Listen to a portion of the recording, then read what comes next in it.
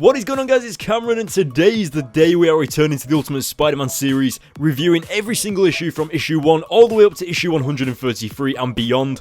Now, some of you guys might be wondering why I've took a little bit of a break from Ultimate Spider-Man, because it's been about a week and a half, 2 weeks since the previous issue. And that's just because we finished the saga, we finished the Hollywood saga. So at the end of every saga, I like to take a little bit of a break from the Ultimate Spider-Man comics, just to get other comic reviews uploaded, because obviously there is 133 issues of Ultimate Spider-Man, so it does get a little bit wearing to just keep reviewing Ultimate Spider-Man over and over again. So at the end of every saga, we take a little bit of a break, maybe like a week or something, and then I continue it. But anyway, enough blabbing on about this comic, it's time to jump into this review. So without further ado, guys, let's get into it. Okay, so ages ago around the Venom saga, which is around issue 36, we saw Peter and Dr. Kirk Connors talk about the Lizard event and the fight that happened between them, but we never actually saw it. And as you can see on screen, we are actually seeing that play out in front of us. And I'm just going to tell you straight up now, this is the only time we ever see the Lizard in the Ultimate Universe. Like, seriously, we do not see the Lizard again. Unless he's in other comics like Ultimate Fantastic Four or Ultimate X-Men or something like that, we don't really see the Lizard again in the Ultimate Spider-Man series. Now, as for the character of Spider-Man in this saga, we get a very, very vulnerable Spider-Man. Like, in the previous issue, in the previous saga, we saw Spider-Man being praised, he's had a movie made after him, and this movie kind of made it out to seem like he was invincible and he was famous and all this crazy stuff. And this saga is going to be suggesting just how vulnerable Peter Parker can be, not in terms of like catching a cold or anything like that, but also vulnerable in a way from the people that he trusts, and just kind of how easy it is for someone to take advantage of him. Now, going back over to the character of Dr. Kirk Connors, he's quite drastically different from his 616 counterpart. If you look around his bedroom, he's got like clothes lying everywhere, he's got books all over the place, he's got an empty pizza box on the floor and all that stuff, and you can really get the sense that he's kind of just living his life day by day, but kind of on a little bit of a thin line. Like, it seems like he's not very successful, it seems like his marriage has fallen apart, and pretty much becoming the Lizard has ruined his life. And that's something that I love about the Ultimate Spider-Man comics, is the fact that when you look around these characters' environment, you can really tell what kind of position that they're in their own life, and that is just awesome. Something else that I want to go into is that if you guys remember the 90s Spider-Man cartoon, do you remember when Carnage came into it and we had, I think it was Detective Dewolff in that 90s Spider-Man TV series, and she was part of those Carnage episodes? Well, I love it how the Ultimate Spider-Man comics, when we get into the Carnage saga, we also get the character of Captain Jean Dewolff.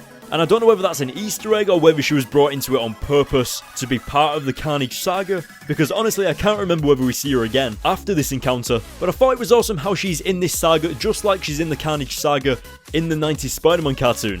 Now, moving further into the comic, we notice that Spider-Man is in Brooklyn, and Spider-Man is never in Brooklyn, so this is kind of like a celebrity thing to have him here. Now, this Nahachi guy, or whatever he's called, I can't really give you any backstory on it because I did Google search him, but nothing too much actually came up about him, except for the fact that he's 6'8" in height. Spider-Man is only 5'5", so this guy is huge compared to Spider-Man. He might as well be fighting Galactus. I'll admit that's a little bit exaggerated, but you know what I mean. Now, as for the character of Carnage, he's not actually in it for a few more issues yet. Like, I know we're in the Carnage saga, but we've still got quite a few more issues until Carnage actually comes into the comic.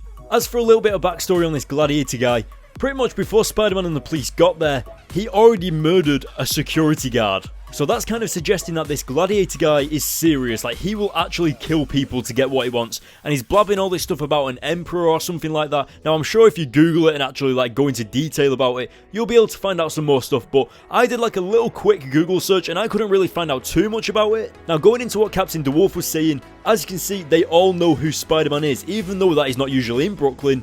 They know who he is because of the Spider-Man movie, and obviously just because he's been saving New York for like the past couple of months, whatever he's been doing now. So I thought it was awesome how they actually offered to heal his wounds, and I feel like Peter was maybe a little bit too hesitant on allowing them to help him, because obviously us as the comic readers know that Captain Dewolff can be trusted, but instead Peter goes over to Dr. Kirk Connors, and what I love about this interaction is that you know that they have history together. Like when Peter first met Dr. Kirk Connors a couple of issues back, they didn't really touch upon the whole Lizard interaction and the whole Lizard fight as much as they do in this saga, so I like how that's kind of taken its toll a little bit more on Dr. Kirk Connors, but also on the interactions between Peter Parker and Dr. Kirk Connors as well. Now, coming up to the final page of the comic, something that I feel Peter Parker was a little bit too trusting about was leaving his blood on the side of a science lab, specifically in Dr. Kirk Connors' science lab, who is currently in work with Stark Industries and doesn't actually have any projects or any work to show, so he's actually gonna like lose the funding for his projects and his science lab and all that awesome stuff.